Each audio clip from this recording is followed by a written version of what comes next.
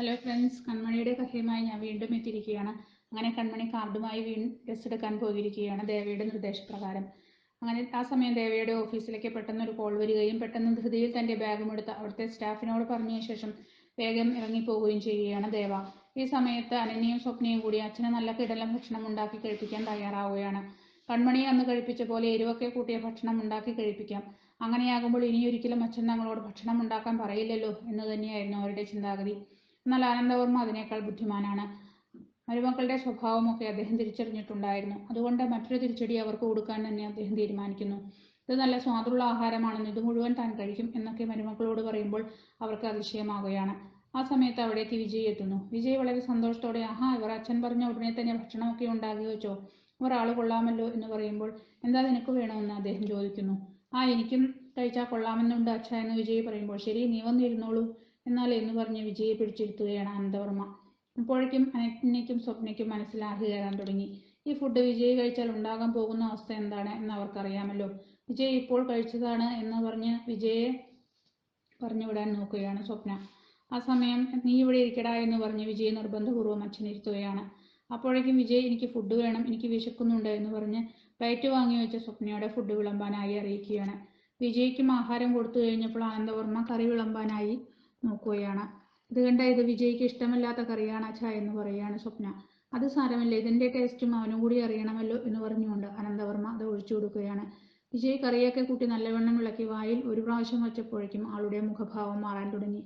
എന്താ മോനെ, മോൻ കഴിക്കാൻ നല്ല ഫുഡല്ലേ എന്ന് ആനന്ദവർമ്മ പറയുമ്പോൾ, അതേ അച്ഛാ, നല്ല ഫുഡാണ് എന്ന് പറഞ്ഞ് ഒരു 2 പ്രാവശ്യം കൂടെ കഴിച്ച് വിജയ് എഴുന്നേൽക്കാൻ തുടങ്ങി. പറ്റില്ല, നീ ഇത് മുഴുവൻ കഴിക്കണം. ഞാൻ ഇവിടെ ഇരിക്കും.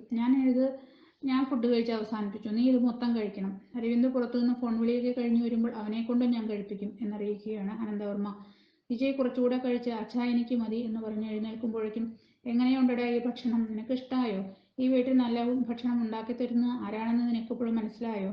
ആ കൺമണിക്കെതിരെ നിങ്ങൾ 4 പേരും ഗൂഢാലോചന നടത്തുമ്പോൾ നീ ആലോചിക്കണം. അവളാണ് ഈ വീട്ടിൽ നല്ല ഭക്ഷണം വിളമ്പുന്നവൾ. എന്നിട്ട് അവളെ ദ്രോഹിക്കാനായി നീയൊക്കെ ഗൂഢാലോചന നടത്തിയാൽ ഇതല്ലേ ഇതിനപ്പുറവും അനുഭവിക്കേണ്ടി വരും നിങ്ങളൊക്കെ എന്ന് നീ ഓർമ്മിക്കണം എന്ന് പറയാണ് ആനന്ദവർമ്മ. ഇല്ല അച്ഛാ, ഇനി അങ്ങനെയൊന്നും ഉണ്ടാവില്ല അച്ഛാ എന്ന് പറഞ്ഞ് ചാടി രക്ഷപ്പെടാൻ ഒരുങ്ങുമ്പോഴേക്കും, ഇരുന്ന് കഴിക്കടാ എന്ന് പറഞ്ഞ് അവളെ പിടിച്ചിരുത്തുകയാണ്. അങ്ങനെ അനന്യയുടെയും സ്വപ്നയുടെയും കിണി ഇത്തവണ അരവിന്ദിന്റെയും വിജയുടെയും മേലെ വന്ന് വീഴുകയാണ്. അതിനുശേഷം സ്വപ്നയോടെ, ഇതെന്തായിരുന്നു നീ ഉണ്ടാക്കിയതെന്ന് ചോദിക്കുമ്പോൾ, അതിന് വിജയ് വരുമെന്ന് ഞങ്ങൾ അറിഞ്ഞില്ലല്ലോ എന്ന് പറയാണ് സ്വപ്ന. അച്ഛൻ പറയുമ്പോൾ എനിക്ക് കഴിക്കാതിരിക്കാൻ കഴിയുകയില്ലല്ലോ എന്ന് പറഞ്ഞ് വെപ്രാളം പിടിച്ചോടുകയാണ് വിജയ്. ഈ സമയം കൺമണിയെ കാണാനായി എത്രയും വേഗം പോവുകയാണ് ദേവ. ദേവിയുടെ ഫോണിലേക്ക് വീണ്ടും കോൾ വരികയാണ്. അത് ശരത്താണ് വിളിച്ചത്. എടാ, നീ ഇങ്ങനെ തിരക്ക് പിടിച്ചു വരികയൊന്നും വേണ്ട. ഞാൻ നിന്റെ വേലക്കാരിക്കൊപ്പം പോലീസ് സ്റ്റേഷനിലുണ്ട്. എത്ര ചോദിച്ചിട്ടും അവൾ പറയുന്നില്ല. എന്തൊക്കെയായാലും ഇന്നത്തെ കാലത്ത് ഇത്തരത്തിലുള്ള പെൺകുട്ടികളൊന്നും വിശ്വസിക്കാൻ പാടില്ല. അവളമാർ എന്തൊക്കെയാണ് ചെയ്യുന്നത് എന്ന് അറിയാൻ പറ്റുമോ? ഞാൻ കൃത്യസമയത്ത് അവിടെ ഉണ്ടായിരുന്നത് കൊണ്ട് വേറൊന്നും സംഭവിച്ചില്ല. അവിടെ ബിൽ പേ ചെയ്യാനായി കാർഡ് കൊടുത്തപ്പോൾ പിൻ നമ്പർ അറിയാതെ അവൾ ബബ്ബ വയ്ക്കുകയായിരുന്നു. അപ്പോഴാണ് എനിക്ക് മനസ്സിലായത് നിന്റെ വീട്ടിലെ വേലക്കാരിയാണ് എന്ന്. അടുത്ത് ചെന്നപ്പോൾ നിന്റെ കാർഡുമാണ് അവർ എടുത്തിരിക്കുന്നത്. നിന്റെ കയ്യിൽ നിന്ന് മോഷ്ടിച്ചു കൊണ്ടുവന്നതാണെന്ന് എനിക്ക് മനസ്സിലായി. എന്തായാലും കയ്യോടെ ഞാൻ പോലീസിനെ വിളിക്കുകയും പോലീസ് അവളെ പിടിച്ചുകൊണ്ട് പോരുകയും ചെയ്തു. കുറെ നേരമായി അവളെ ചോദ്യം ചെയ്യുന്നു. അവളൊന്നും മിണ്ടുന്നില്ല. എന്തായാലും 2 എണ്ണം കിട്ടട്ടെ. ഇന്നത്തെ കാലത്ത് ഇങ്ങനെയൊന്നും ചെയ്യുന്നവർക്ക് 2 എണ്ണം കിട്ടുക തന്നെ വേണം. നീയൊന്നും പറയരുത് എന്ന് പറയുകയാണ് ശരത്ത്. അയ്യോ, അവളെ ഉപദ്രവിക്കൊന്നും വേണ്ട. ഞാൻ എത്താറായി. 10 മിനിറ്റ് കൂടിയേ ഉള്ളൂ. നീ ഫോൺ വെച്ചേക്ക്, ഞാൻ എത്തി എന്ന് പറയുകയാണ് ദേവ.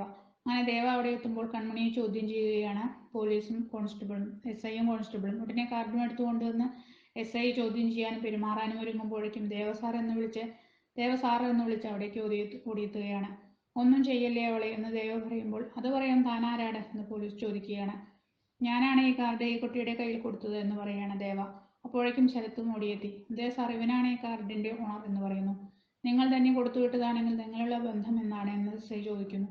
അത് കേൾക്കുന്ന ദേവ പറയുന്നു, സാർ, ഞാൻ ഈ കുട്ടിക്ക് കുറച്ച് വസ്ത്രങ്ങൾ കൊടുക്കാനായി കൊടുത്തുവിട്ടതാണ് എൻ്റെ ഈ കാർഡ്. ആഹാ, അത് കൊള്ളാലോ. വീട്ടിലെ വേലക്കാരിക്ക് വസ്ത്രങ്ങൾ വാങ്ങാനായി തൻ്റെ കാർഡ് കൊടുക്കുന്നെന്നോ? അത് കൊള്ളാലോ. നിങ്ങൾ തമ്മിലുള്ള ബന്ധം എന്ത് ബന്ധമാണ്? അതുകൂടി എനിക്കൊന്ന് വിശദീകരിച്ചു തരണം എന്ന് പറയുകയാണ് പോലീസ്. അത് കേട്ടയുടനെ ദേവ കുറച്ചു നേരം നോക്കിയതിനു ശേഷം, സാർ, കൺമണി എൻ്റെ വീട്ടിലെ വേലക്കാരിയൊന്നുമല്ല, എൻ്റെ ഭാര്യയാണ് എന്ന് പറയുകയാണ്. ഇത് കേട്ട് ഞെട്ടിയ ശരത്ത്, എന്താ ദേവ, രക്ഷപ്പെടാൻ വേണ്ടി ഇങ്ങനെയൊക്കെ പറയണോ എന്ന് പറയുകയാണ്. മിണ്ടാതിരിക്കുന്നത് ശരത്ത്. അതെ സാർ, ഞാൻ പറഞ്ഞത് ശരി തന്നെയാണ് എന്ന് ദേവ് വീണ്ടും അറിയിക്കുകയാണ്. അത് കൊള്ളാലോ. ഇങ്ങനെ സമൂഹത്തിൽ 2 ഉത്തരവാദിത്തമുള്ള ചെറുപ്പക്കാർ എങ്ങനെയാണോ പെരുമാറുന്നത്? ഒരാൾ വന്ന് മോഷണം നടത്തിയെന്ന് പറയുകയും മറ്റൊരാൾ വന്ന് ഇത് തൻ്റെ ഭാര്യയാണെന്ന് പറയുകയും ചെയ്യുന്നു. ഇതെന്താണ് ഈ നാട്ടിൽ നടക്കുന്നതെന്ന് എസ് ഐ ചോദിക്കുന്നു. സാർ, ഞാൻ ഈ പറഞ്ഞ സത്യം തന്നെയാണ്. ആണോ അല്ലയോ എന്ന് അറിയണമെങ്കിൽ വീട്ടിലേക്ക് വിളിച്ചു ചോദിക്കാം എന്ന് പറയുകയാണ് ദേവ. ഇത് കേട്ട ശരത്ത പുറത്തേക്ക് ദേഷ്യത്തോടെ ഇറങ്ങിപ്പോവുകയാണ്. ഇതെങ്ങനെ സംഭവിച്ചു? അങ്ങനെയാണെങ്കിൽ നിങ്ങളുടെ വീട്ടിലെ ജോലിക്കാരി നിങ്ങളുടെ ഭാര്യയാണെന്നോ? എനിക്ക് വിശ്വസിക്കാൻ പറ്റുന്നില്ല എന്ന് പറയുകയാണ് എസ് ഐ. അതൊരു കഥയാണ് സാർ എന്നുള്ള രീതിയിൽ പറയുമ്പോഴേക്കും അത് കേൾക്കാൻ തയ്യാറാവുകയാണ് എസ് ഐ. ഇത്രയും നേരം അവൾ കാര്യം മിണ്ടിയില്ലല്ലോ എന്ന് എസ് ഐ വീണ്ടും ചോദിക്കുകയാണ്. വിശദമായി ദേവ കഥ പറയുന്നു എസ് ഐയോട്. പുറത്തു നിൽക്കുന്ന ശരത്തും ഇവൻ എന്തൊക്കെയാണ് ഈ പറയുന്നത് എന്ന് വിചാരിക്കുന്നു. വേലക്കാരിയെ ഭാര്യയായി പറയുന്നു. രക്ഷപ്പെടുത്താനാണെങ്കിലും ഭാര്യയാണ് എന്നൊക്കെ പറയേണ്ടതുണ്ടോ എന്നാണ് ശരത്തിന്റെ ചിന്ത. അത് കഴിഞ്ഞ് എസ് ഐ ഭാര്യയെയും കൂട്ടി പോയിക്കളാൻ ദേവയോട് പറയുകയാണ്. പുറത്തിറങ്ങി ദേവ ശരത്തിനെ വിളിക്കുമ്പോഴേക്കും അയാൾ ദേഷ്യം കാണിക്കുകയാണ്. ദേവ അന്ന് നടന്ന കൺമണിയെ കല്യാണം കഴിക്കാനുള്ള സാഹചര്യം ശരത്തിനോടും പറയുന്നു. അതിനുശേഷം കൺമണിയെ കൊണ്ടുവരുന്ന സമയത്ത് വണ്ടി നിർത്തി അവർ രണ്ടുപേരും ഇറങ്ങി സംസാരിക്കുകയാണ്.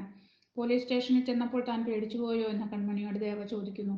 പിന്നെ അവിടെ ചെല്ലുമ്പോൾ അവൾ പറയുന്ന കാര്യങ്ങൾ കേട്ടാൽ ചിരിക്കാൻ പറ്റില്ലല്ലോ എന്ന് പറയുകയാണ് കൺമണി. എന്നാൽ പിന്നെ തനിക്ക് പറയായിരുന്നില്ലേ എൻ്റെ ഭാര്യയാണെന്ന് എന്ന് ദേവ പറയുന്നു. അതിന് സാർ എനിക്ക് അനുവാദം നൽകിയിട്ടില്ലല്ലോ. അന്ന് സാറിന് ഭക്ഷണം നൽകാനായി വന്നപ്പോൾ പ്യൂൺ പറഞ്ഞു ഞാൻ വേലക്കാരിയാണ് എന്ന്.